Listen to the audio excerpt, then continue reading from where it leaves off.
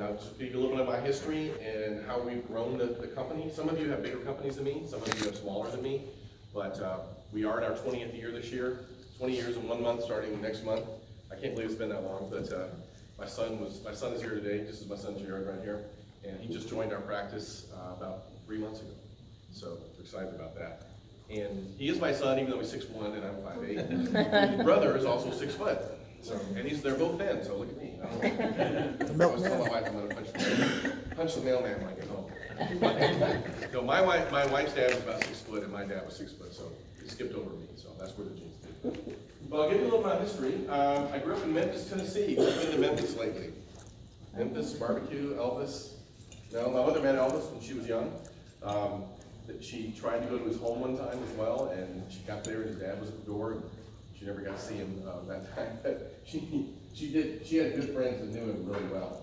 So if you're in Memphis, you know somebody who knows somebody that knows Elvis. That's pretty much what Memphis was. Who's programmed on mainframe computers? Anybody ever done mainframe programming? When I was in college, the PC wasn't invented. You can figure out how old I am in a little while. Mainframes, I hate to even tell you this, my first programming class was on punch cards. Okay, who's used punch cards? Oh, really? Did you really? What kind of machine was it on? IBM 360 or... Was it 360? Yeah, absolutely. Yeah, we had a, it wasn't an IBM, it was something else. They got an IBM, I think, when I was a senior.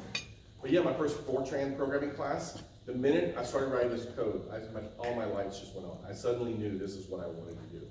And I remember one of my classes, one of my professors gave an extra credit problem to the class. And he said, if you can solve this, you'll get like 2 points on your final grade. And back then you had to go to university to get on the computer, obviously. So I showed up at the administration building, that's where the computer room opened first, at 8 o'clock on Saturday morning when it opened. I left at 2 a.m. when it closed. And I didn't do anything with that the entire day.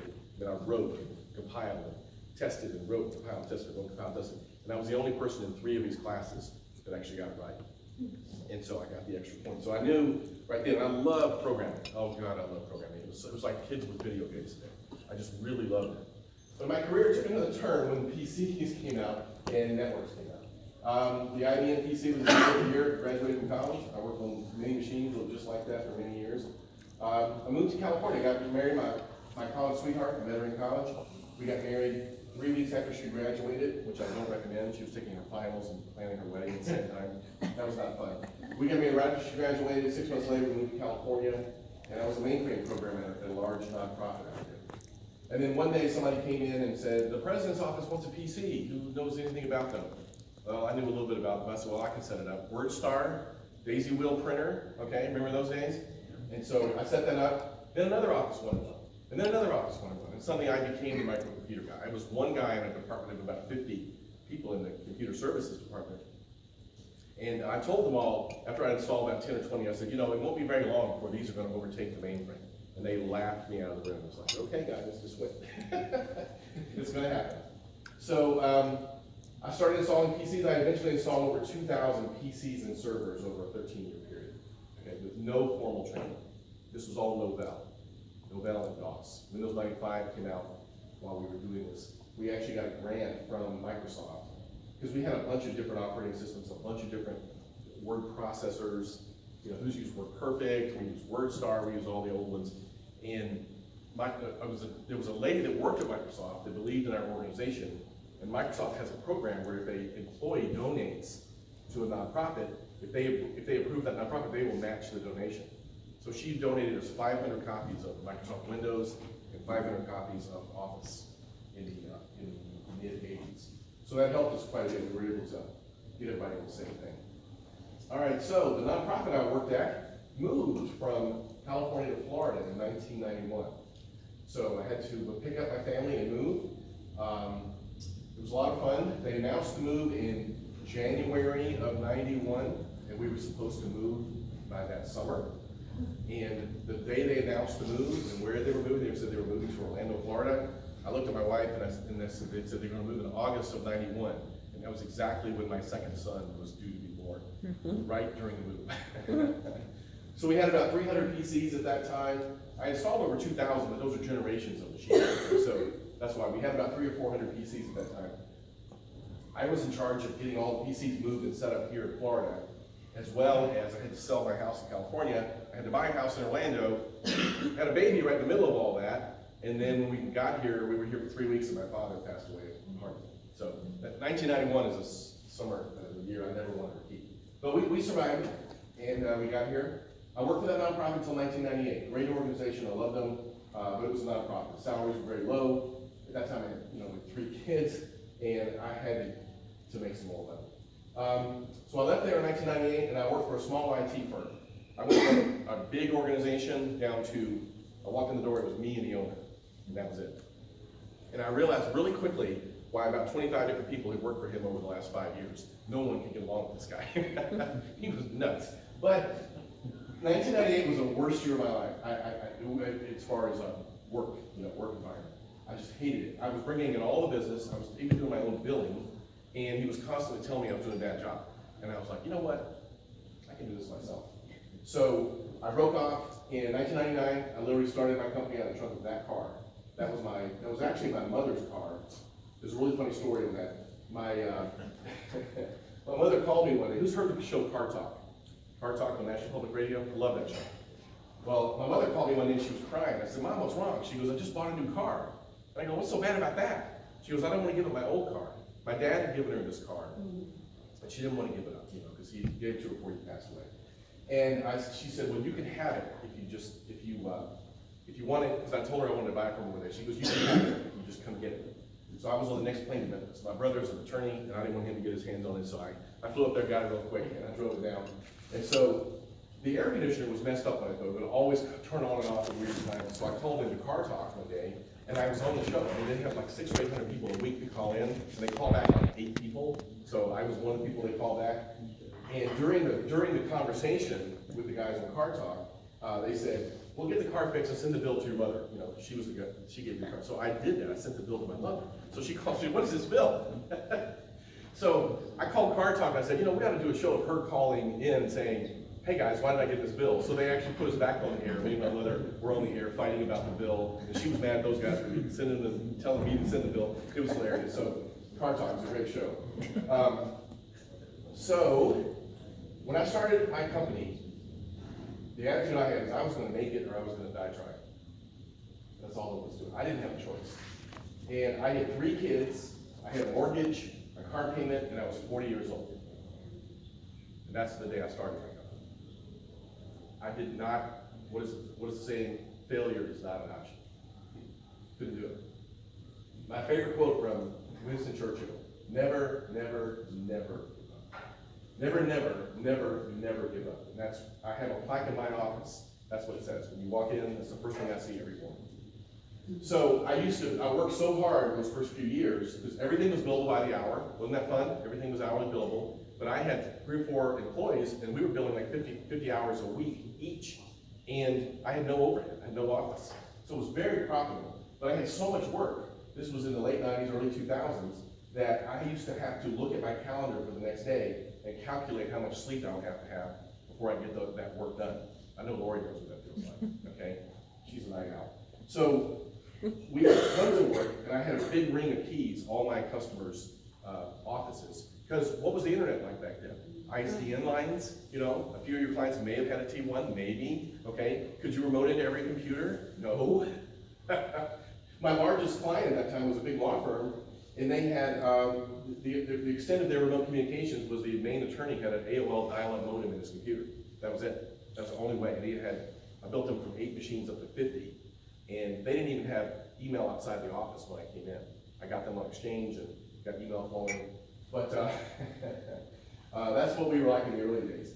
1999, our first year in business, we did over $180,000 in sales. By 2006, we were doing 1.1 million in sales with a 22% profit, which was really good profit because we had no overhead. But the world changes. You can't stay there. So, growing pains. Who's had growing pains in their business? Doesn't everyone? 2007 to 2015 were difficult years for us, I will admit. Well, no, not all of them, but 2007. What happened in 2007 to 2009? Crash. The Great Recession of 2007 to 2009. We were growing like this, And we leveled off 2007, 2008, 2009, 2010, to be honest with you, we leveled off. All right, so I hit that 1.1 million. I think the next year we did 979. Okay, then actually we opened an office in 2006. So a lot of my time, I was not in the field as much on billable time, and now I had the expense of an office. I think our profitability took a hit, huge hit, huge hit. In 2007, I had 2 employees that walked up, my 2 main technicians walk up and say, we're gonna start our own company. And I know we have a non-compete with you, but we don't really care. And they ended up taking like 8 of my top clients, which was very, very painful. A good friend of mine, who was an attorney, who I used to meet with every week, kept telling me, oh, don't sue them, it's just a waste of time. If they take clients away, the clients are gonna leave anyway. And he just went on and on and on and on about it with me. And they had a non-compete with me for a year. As soon as their non-compete ran out, guess what he did? He went with them. There's a big frown right there. If I could have drawn a frown as big as that screen, I would have, okay? So it was not a rosy time. That was a very difficult time. And he was a friend of mine. His wife and their office manager just loved one of my technicians, so they basically kept hounding him to the point where he just said, okay, whatever, go with his house. Those guys survived in business about 6 years, and when he went with them, that's when I sued them. And I should have done it at the very beginning. I should have listened to my other lawyer friends instead of listening to this guy. I should have sued them at the very beginning, but I didn't. It was a big mistake. But I did sue them after that. And their little business lasted about 2 years after they paid my settlement. And they broke up. You know, their business is non-existent today. So you do not succeed in life or in business by stealing and starting a business. There's just no way. So, but it was a tough time. But what I did was, I lost all my business in 2007. By the end of 2008, I had built it back up to where we were. I worked like a madman to build it back up. So, but that did something to me. It was like, you know what, it's time to start doing things right. I heard of Robin Robbins. The week I opened my practice, the week I opened my office, literally the week I opened my office, I got a mailer from this lady named Robin Robbins. Who in the world is this? How did she even know I was open? How did she know it was an IT company? The company is called Taylorworks.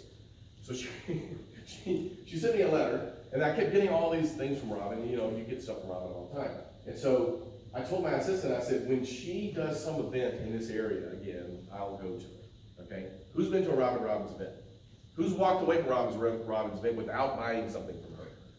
Not me, okay, only one person, okay? So she had an event over in Tampa, I went over there, and what Robin is good at, now, I haven't been to one of her events in many years, but in my opinion, what Robin is the best at is getting you to buy her stuff. Now, it's not that there's bad information in there, but she is so good at it. But you know what? This whole concept of managed services, I'm like, all right, what the heck's going on? What's managed services? I don't want to do this. This is ridiculous, okay? But I went to her, I bought some of her stuff, started listening to it, like you gotta get everybody on a contract and all that stuff. I said, I'm making too much money doing billable time.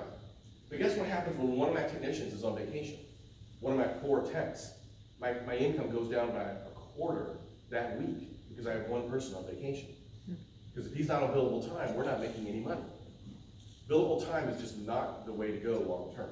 It's absolutely not the way to go because it's too fragile. It's way too dependent on you or your employees generating that billable time constantly. Okay, there's no passive income.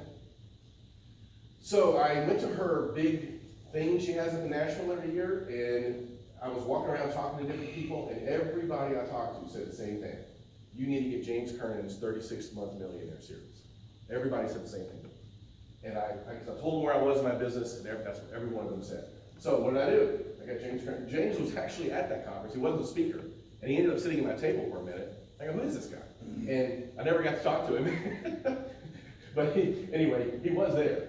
But I bought his 36-month millionaire series, and it was excellent. You know, it was like, oh, this is how you should really run an IT company. And things started turning around. We bought ConnectWise.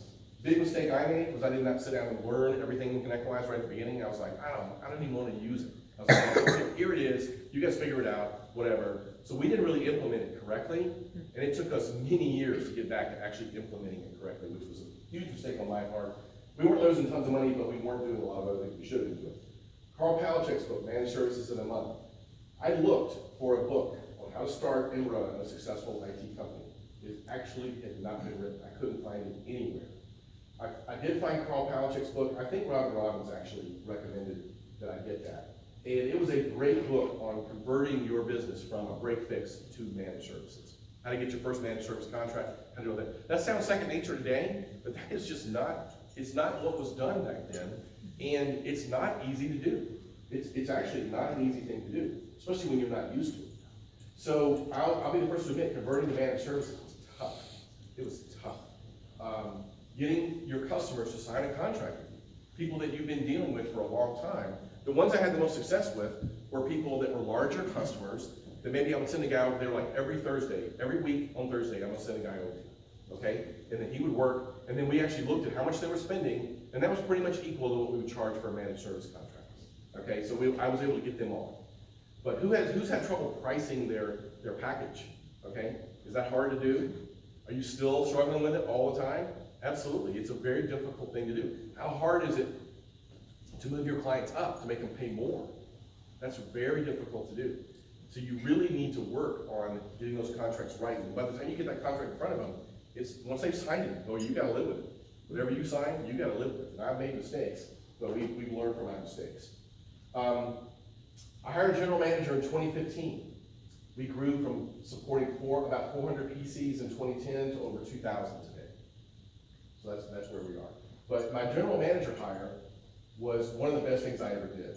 He was a client of mine, and I did a radio show here in Orlando for a while. It was a call-in computer show called Digital Nation Radio. It was a lot of fun. I did it on Saturdays at 2 o'clock, and it ended up being more of an expensive hobby than anything else because I was paying for it myself. But it was a lot of fun, and during the week they would run commercials for my show and also commercials for my company. And so one day this guy was listening, and he said, I should call that company because I don't like our IT guys, blah, blah, blah. So I get this call one day, and this guy says, can you come out and see me? Just give me the story here about how I found my general manager. So I went out there, and I pulled up to this, this building, it was a long building, a lot of different companies in there, and I went in, and I had no idea how big the company was. I walked in the front door, and he met me at the door, and he immediately walked me right around the corner to the server room. So we walked in the server room, and there was a rack in there with 7 servers in it. And it was almost full, okay? And I was like, geez, you got a lot in here. I said, what are you doing with this? And he said, well, this is the domain controller. This is the backup domain controller. This is the file server. Every single server did exactly one thing. And I was like, okay, and this was back during small business server days where you could put everything on one server. And I was like, he must have a lot of employees. This was a huge place. How big is this? I said, how many employees do you have? He was 15. I said, 15? I said, who sold you all this? He goes, well, every time you have something new, we put a new server in. He got a little camera system in the office, and the software that runs it, the guy put a whole new server in just to run that little bit, one tiny piece of software. So every time you need a new server, this guy's like, hey, cha-ching, every time you need a new program, cha-ching, cha-ching, cha-ching. And these servers were all old now, and their parent company, which was from the UK, had told him they could replace all the servers. So I was the third IT company to come in there, and I told him he could run everything on one server with a backup. What did the other 3 companies quote him? 7 brand new servers. Who do you think he went with? He grew from 15 people to 50 over the next 4 years. We sold him everything, okay? Because I was the guy that was honest with him. And their company reorganized, and he was actually let go. And I just get this call from him, and he said, of all the vendors I've ever worked with, you were the most honest guy. And I'd love to work with you. And he said, they gave me a very generous severance package. He says, they're paying me for 6 months. And he said, I'll come in and I'll learn your business, and I will be whatever you want me to be. And you don't have to pay me for 6 months. So who's going to turn that down? And I wanted a general manager anyway. So the Lord was good to me that day, no doubt. So my focus now, guys, I'm not a great PowerPoint person, so that's why it's a little jumbled up. But my focus now is 100% on sales and looking at new technology. That's what I do. That's where my focus is. We broke $2 million in sales in 2018. And today, as of this day, Friday, I'm signing a deal, just to show you where we've grown, I'm signing a deal with a 150-person law firm in downtown Orlando for $11,000 a month. $11,500 a month. That's not the biggest deal I've ever done, but I'm signing that deal today. And we're in discussions with 3 more law firms. And jot this down, the Association of Legal Administrators. Every single town you're in, it's a fairly decent sized town, there's an association of legal administrators. You know who that is? That's all the ladies that really run all the law firms in town. All the lawyers think they run it, but that's not who runs the law firm. These administrators run the law firms, okay? So we joined this Central Florida Society, Central Florida chapter of, it's called CFC-ALA, Central Florida Chapter of Legal Administrators. We had to pay a little money to join their chapter, but once I got in there, they told me that these law firms and all these ladies run them, they will not work with a vendor that's not in that association. And once a year, they have a vendor trade show, so we could set up booths in there, and every one of them has to come by your booth and sit down with you for 2 or 3 minutes. This is every big law firm in this town. And these are the decision makers. These are the ladies that bring you to the table to propose whatever you do. It would take me 5 years, if I ever did, get in front of all those different ladies. But yet in one day, I got to talk to every single one of them. Okay? So that's where we got this huge law firm.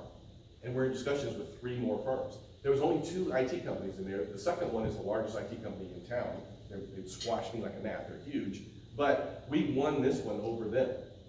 Now we're getting this reputation with the other firms. So, and they love working with people that understand law firms. So whatever industry you want to focus in, join the trade association. Tell them you'll come speak at their lunch and learn. You'll do a free cybersecurity talk. Whatever, then you become known as the expert. Get one of them as a client and say, we specialize in IT support for the construction industry, the legal industry, whatever it is. Become the expert in that area, and it'll definitely pay great. I'm just gonna tell you this one story about a crazy client that I had. It was a crazy client that I had. Who is in leads groups with other people that sell what you sell? Okay, who's not in a leads group? Raise your hand if you're not in a leads group. All right, why? Why? Why are you not? You don't want your business to grow? What's in a leads group? What's a leads group? Who asked you that? Like a B&I? Yeah, like a B&I or something like that. A business group. You meet with other salespeople that are selling to the same market that you are. Okay? I don't particularly like B&I unless you're in a chapter that's like for businesses only, business to business. B&I, you've got people who sell Mary Kay in there and all that stuff. That's great, but I mean, it's just kind of a waste of your time. You make some great relationships. I'm in a little group like that in my hometown. I live in a little town outside of Orlando called Oviedo, and there's my friends in there. Guy there who cuts my yard, and real estate agent, and the insurance. I buy it from all of them. You know, they're just good people. Okay, I don't go there for business though. But join a good group that's a business to business only group, and the vendors in there are all the same. They call them the same people you do. I don't do VoIP phones. Okay, I don't particularly want to do them. The margins aren't very high, and the hassles are too great, so I just don't do them. But I connect with a couple of young guys that do VoIP phones, and they do cabling. We trade leads constantly. Copier guy. Who sells copiers? I don't want to sell copiers, but guess what? In every single client that has a network, what is there? Several, usually 1 or 2 giant copiers.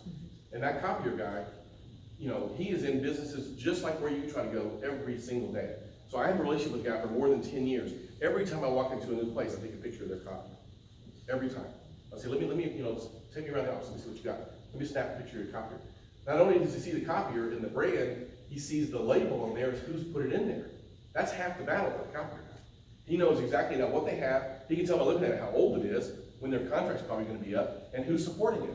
And he knows if his prices are better. And I always walk around and say, hey, who does your copiers? Oh, we were so-and-so. Is your lease coming up? Yeah, I think we got like a year left. You know, I got a buddy of mine that runs an independent copier company. He doesn't try to sell you what's in his back room. He'll get whatever you want, new, used. You can buy it from him, or you can lease it. You can do whatever you want. And those copier leases are brutal. Who's been in a copier lease before? They're usually 5 years, and even if you go out of business, you can't return the copier for 4 or 5 years. And then those contracts are about that thick. They've got lawyers out the wazoo writing those contracts. You literally cannot. I actually stored a copier for a lawyer friend of mine that went out of business, and he didn't have anywhere to put his copier. He had to hang on to it for 4 more years before he could turn it in. I mean, it's horrible. So people are tired of those types of salespeople that do copiers. So my guy's a breath of fresh air. He's honest. And every day he's out calling on the same kinds of people that I am. All right, so network with those people. Those are the 2 main people that I network with. Is the phone and cabling guys. They also do bandwidth, and the copier guy. Because those are the people that we're all hitting the same one. Who's networking with somebody else that's an industry that really helps you out? Yes, sir. Cabling. Cabling, like, yeah, co-op. I've done it for 20 years, almost 20 years. Yeah, perfect. Cable. Who wants to run cables? I don't want to run cables. But you gotta have somebody that knows what they're doing. Oh, so one more thing. He's also referring me to clients that for fiber and, VoIP phones, so. There you go. Yeah, if you get into phones, great, do them. Okay, they can be great if you understand the industry and you know how to do it and all that stuff, go for it. To me, the margins just weren't high enough, to make it worth my while for the hassle factor. Network. I can't say it enough. Every minute that you're not out selling as a business owner, you're losing money. I'm just gonna tell you that right now. Every minute that you're not out selling something, representing your company, because that's what the business owner is gonna be the best at. You've got the fire in your eyes, it's your business. You care about getting that business. So that's the way I look at it. You know, there's times when you have to sit back and make decisions about your company, but trying to figure out which new PSA you should move to and you're on your third one already, it is ludicrous. That's a huge waste of your time. As soon as you get big enough, hire a general manager. Let him do a lot of crap. Everybody in my company reports to my general manager. So I don't want to hear about their stuff, honestly. I love them all, and I lead them. We have a Monday morning meeting where we meet with everybody, but I don't want to deal with other stuff. I don't want anything to distract me from spending time on sales. All right? I gotta tell you this one crazy client I have. I had an interesting situation.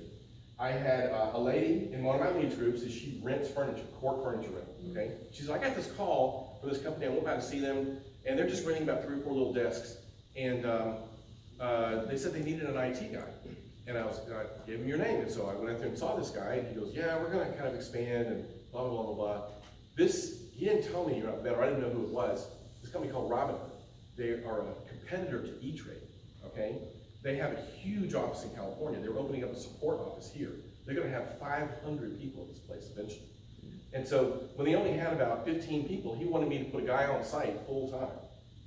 And I said, seriously? You want a guy on site? Yeah, because we're gonna grow that fast, according to what he told me. So we negotiated, and they didn't want to sign a contract with me. Now the guy I put on site had been on site at one of my other clients, and he was actually thinking about leaving the company. He just wasn't a real happy guy. And I said, well, listen, this other client's looking for somebody on site. Let me put you over here. So it wasn't a huge loss if he was going to leave the company, because he was kind of leave anyway, and he was having some health problems and some other things. But so let me put you over here. And the client would never really sign a contract with me. They never would sign like a managed service contract for a guaranteed amount of money and a guaranteed number of years. So they said, just bill us by the hour. I was billing them $22,000 a month. $135 an hour times 170 hours is $22,500 a month. And they were paying it every month. And they paid for like 9 or 10 months. And then what happened? Who has a guess what happened next? They hired her, yeah, exactly. Because they would never sign a contract with me. So I knew this was coming, but for 9 months, I billed them over $206,000. Had I been billing them probably what they should have been billed was maybe $4,000 or $5,000 a month without putting a person on site. If you divide that by $206,000, I basically had a 6-year contract with them for a good rate. Okay, so that's the way I have to look at it. So anyway, but that was awful nice money for a few months. But you have to be realistic, you know, I mean, be realistic about anything you do. You're not gonna keep every customer. You're not gonna keep every employee. I never, ever, anymore, get emotionally connected to an employee or a customer. Because that's just the way it is. There's an only axiom in business, all contracts end. Because they all do. Eventually, they all end, one way or another. Who's had a customer go out of business? I bet I had 4 this last year. Even though the economy's doing great, I had 4 or 5 this last year. Either get acquired, or they went out of business. It was amazing. I don't know what happened. And they were good clients, too.